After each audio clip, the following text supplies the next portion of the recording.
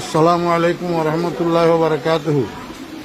প্রিয় মুসলিম ভাই সব, আমি মাওলানা ফরিদউদ্দিন আল মোবারক বলতেছি। আমার মাদ্রাসা উত্তর হরিপুর জমিরিয়া মাদ্রাসা, বাংলা বাজার, ছাগলনাইয়া, ফেনী সম্পূর্ণ পানির নিচে নিমজ্জিত।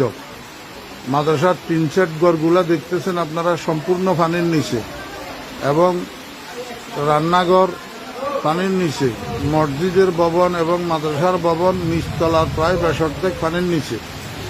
মাদ্রাসার নিচে নামলেই ওঠাই পানি, যেখানে ছাত্র শিক্ষকদের মাথার উপরেও 1 হাত পানি।